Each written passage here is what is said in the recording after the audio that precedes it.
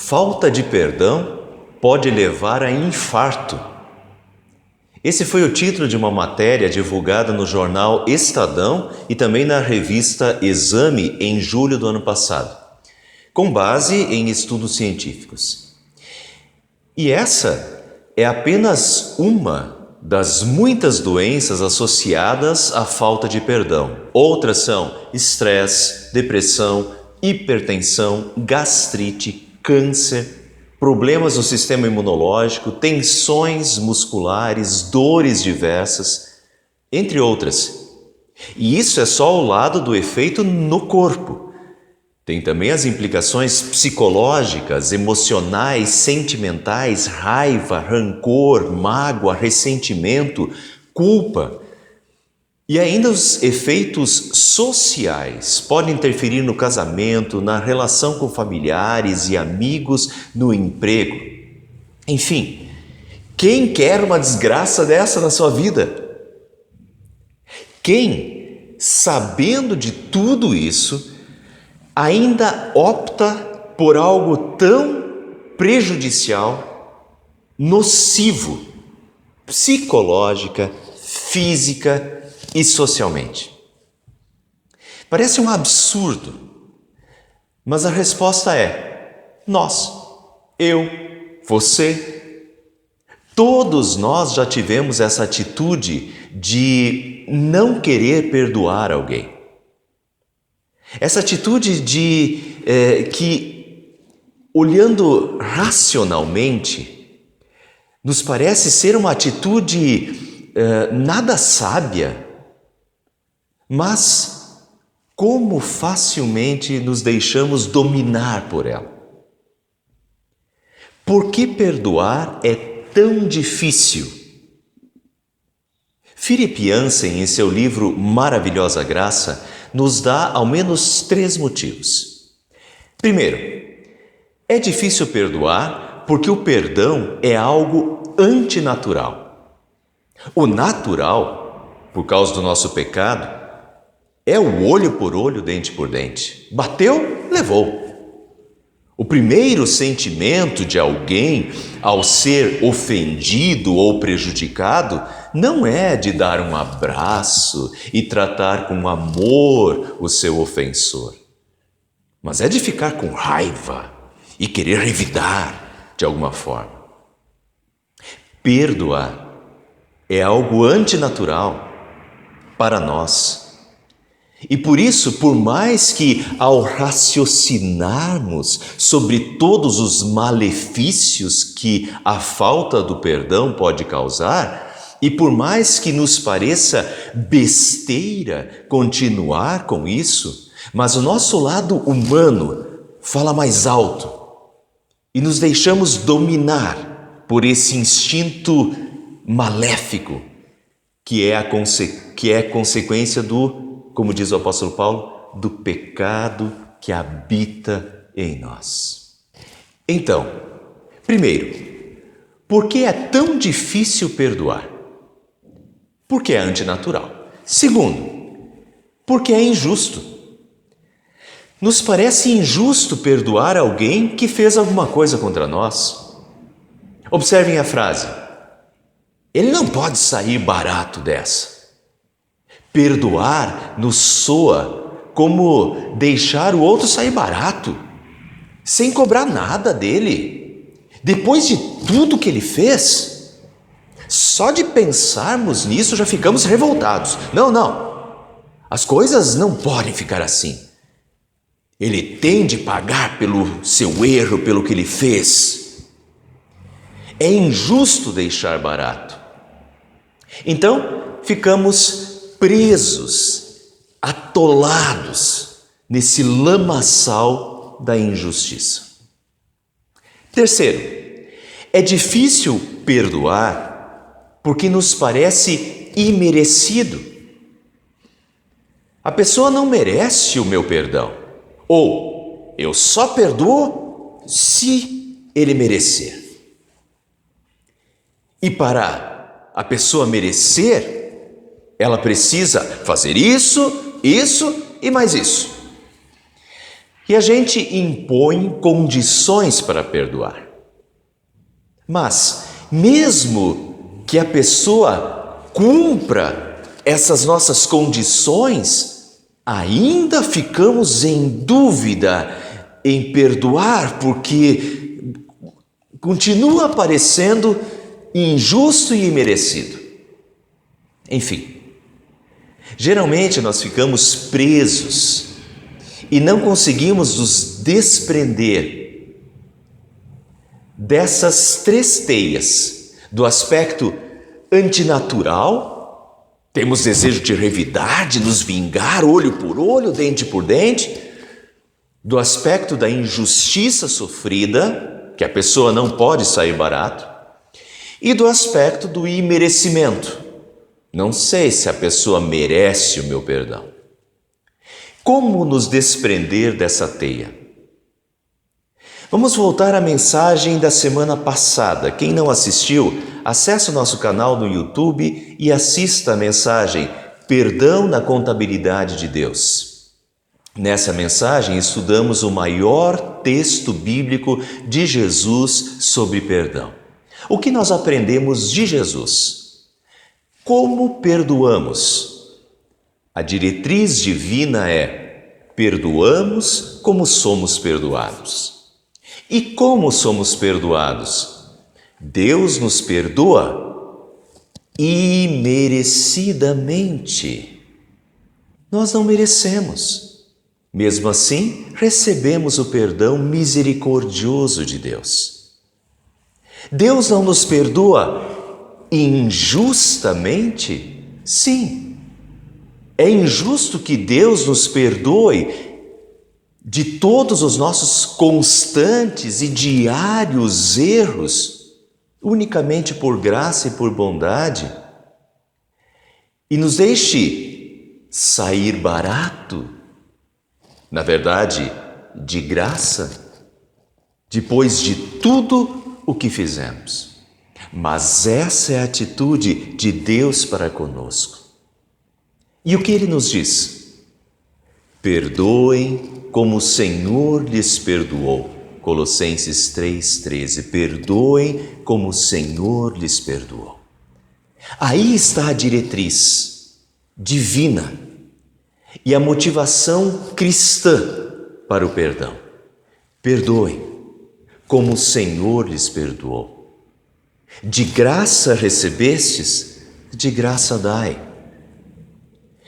Eu dou aos outros o que eu recebi de Jesus. E o que eu recebi de Jesus? Perdão. Perdão é antinatural? É. Não é uma atitude baseada no nosso sentimento, contaminado pelo pecado. E enquanto ficarmos apenas nesse plano natural e humano, ficaremos remoendo as mágoas e jamais perdoaremos. Mas perdão, para o cristão, é de fato uma atitude antinatural. Na verdade, sobrenatural. Porque é uma atitude baseada em Deus e em Cristo. É parar de olhar para o outro, que o outro nos fez no nível natural, e olhar para a cruz e para o que Jesus fez por nós, o sobrenatural. E inundados e motivados pelo amor de Deus, damos um passo vergonhoso e antinatural para os outros, mas um passo divino, cristão, transcendente, que enche o nosso Pai de orgulho. E enquanto os outros vão nos taxar de bestas por perdoar e deixar barato, o nosso Pai Celeste vai dizer orgulhoso: esse é meu filho. Vocês viram? Viram o que ele fez? Como ele perdoou? Está aí. Esse é meu filho, que me dá muita alegria. Portanto, perdão é antinatural, sim, é divino. Perdão é injusto? É. Assim como também é injusto o perdão que eu recebo. Injusto seria eu tratar os outros de forma diferente do que eu sou tratado pelo meu Senhor. Receber de graça, mas querer cobrar dos outros. Perdão é imerecido? É. Mas é exatamente assim que Ele me perdoa, sem que eu mereça. O livro Maravilhosa Graça me ajudou muito a sair da teia do antinatural, do injusto e imerecido, e ver que não é por aí. Se ficarmos olhando humanamente para os outros e pensando no que eles nos fizeram, continuaremos presos na teia. Mas quando olhamos para Deus, pelo que Deus fez por nós, aí não resta a menor dúvida sobre o que fazer, que é a conclusão de Paulo, do apóstolo Paulo: perdoem, como o Senhor lhes perdoou. Simples assim. Você já não fica se questionando sobre justiça, merecimento na horizontal. Mas você olha na vertical. Fui perdoado injusta e imerecidamente. De graça recebestes, de graça dai. Acabou a questão. Quero comentar rapidamente ainda um texto que me ajuda muito a trabalhar a questão do perdão, da justiça e da injustiça. É Romanos capítulo 12, versículo 17 a 21. Vejam o texto. Não retribuam a ninguém mal por mal. Só essa frase já diz bastante sobre perdão. E o controle do impulso do olho por olho, dente por dente. Não retribuam a ninguém mal por mal. E o texto continua: amados, nunca procurem vingar-se, mas deixem com Deus a ira. Pois está escrito: minha é a vingança, eu retribuirei, diz o Senhor. Nunca procurem vingar-se, mas deixem com Deus a ira. Pois está escrito: minha é a vingança, eu retribuirei, diz o Senhor. Aqui está uma ótima diretriz. O que fazer com o nosso sentimento de injustiça, de que a pessoa tem de pagar pelo que ela fez? Queremos que ela seja julgada. Perfeito. Então pense, quem melhor do que Deus para julgar as causas? Ele não sabe absolutamente tudo o que aconteceu? Ele não viu tudo o que aconteceu? O que a pessoa fez para você e tudo o que aconteceu? Ele é justo e imparcial? Se eu entregar para Ele, não está em boas mãos o julgamento?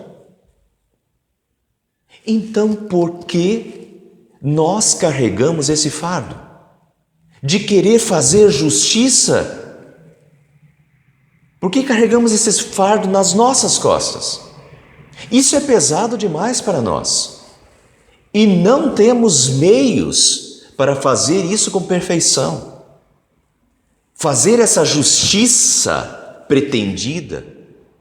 E também não é nossa competência fazer isso. Isso não compete a nós. Minha é a vingança, eu retribuirei, diz o Senhor. Quem é o juiz? Deus. Se precisar castigar, quem castigará? Deus. Está em boas mãos? Tá. Com Deus, as coisas não terminam em pizza. Não. Deus não é um juiz injusto. Isso não quer dizer que Ele vai castigar aquela pessoa que te fez alguma coisa. Ele sabe tudo, Ele viu tudo e sabe exatamente o que fazer e em que medida fazer. Se Ele decidir castigar, castigará. Se Ele decidir perdoar, ótimo, sinal de que a pessoa se arrependeu de fato, que a gente na verdade nunca consegue saber, né? Mas Ele sabe. Se perdoou, ótimo. Se Ele decidir ser paciente, ótimo. Aqui entra a nossa confiança em Deus como um juiz justo e perfeito. Deixa nas mãos dele. Quando a gente quer tomar a justiça em nossas mãos, isso vira um fardo, porque nós não sabemos se a pessoa está sendo sincera no seu pedido de desculpa, se ela já sofreu o bastante, ou temos de castigá-la mais um pouco. Enfim, quando nós tomamos este encargo de juízes em nossas mãos, isso é um fardo muito pesado e sempre gera dúvida. E é um fardo porque não é tarefa nossa e não é nossa competência isso, é de Deus. Então fica tão mais fácil quando nós confiamos em Deus e deixamos a questão da justiça para Ele, o justo juiz. E confiamos que está em boas mãos e Ele fará exatamente o que precisa ser feito, na medida em que precisa ser feito e no tempo em que precisa ser feito. Então, o que nós devemos fazer? O que nós devemos fazer, mas normalmente não fazemos, é isso que diz o texto. Deixem com Deus a ira. Eu imagino a gente chegando diante de Jesus, com um fardo pesado nas costas, uma tremenda injustiça sofrida, e que faz anos que eu estou remoendo e ressentindo. E trazemos esse fardo pesado até Jesus e colocamos isso diante de Jesus, aos pés de Jesus. E dizemos: está aí, Senhor, deixo nas tuas mãos, é contigo, e eu confio no teu julgamento. Você deixa tudo aos pés e nas mãos do Senhor.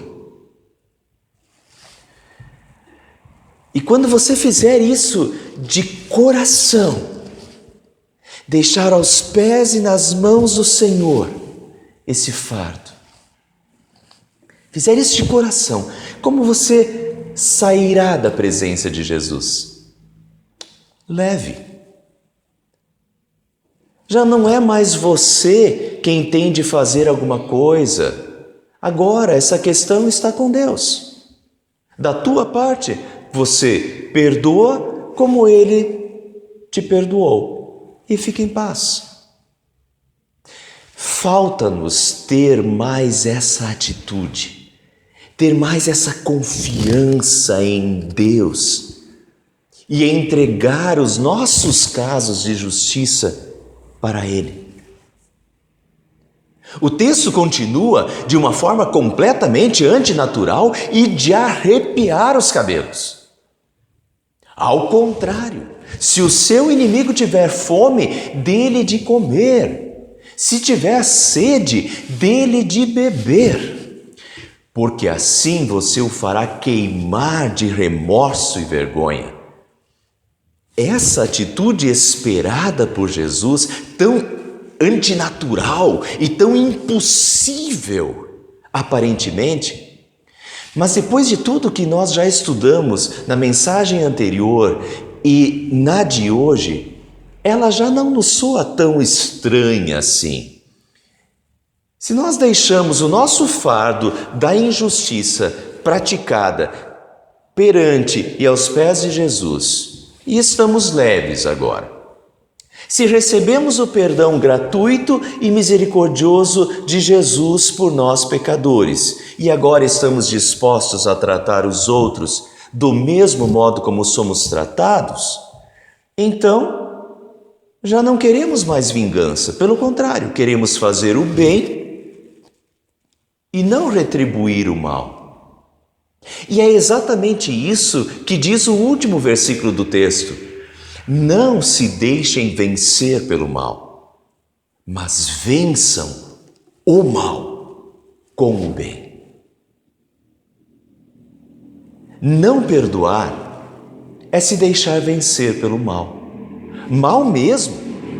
Voltando ao início da mensagem, um mal que prejudica a nós mesmos de modo psicossomático. É uma nuvem negra que contamina os nossos sentimentos, nossas emoções, nos enche de raiva, rancor, mágoa, ressentimento, começa a se tornar físico, causando dores e doenças diversas e ainda contamina os nossos relacionamentos sociais.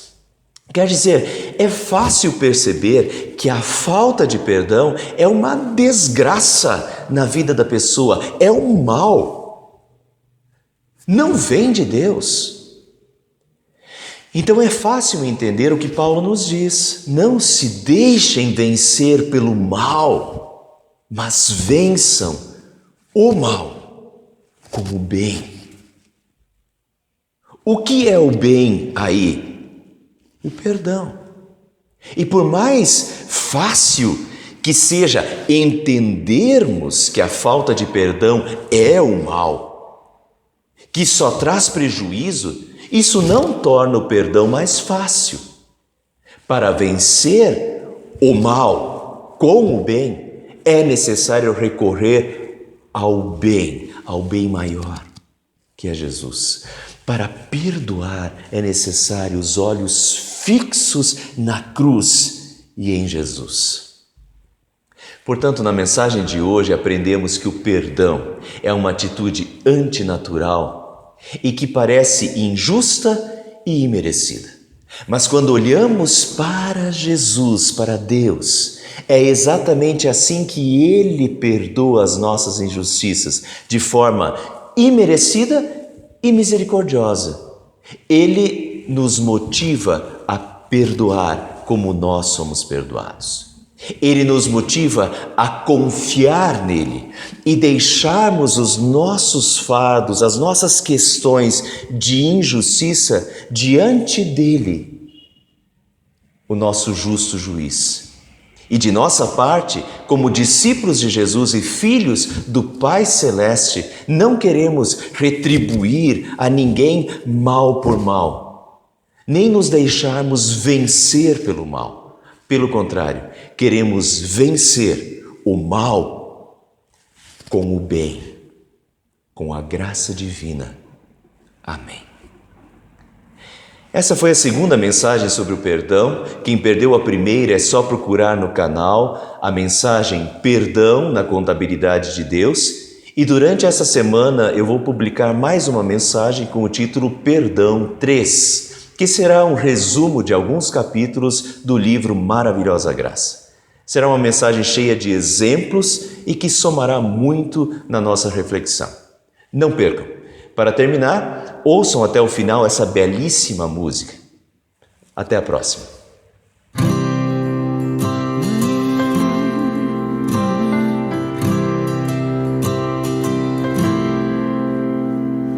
Pai, eu quero aprender a amar, mas é tão difícil não julgar e abrir mão do meu direito de justiça. Não posso condenar se Se a tua escolha é perdoar, me ensina a oferecer perdão e a me parecer contigo em compaixão.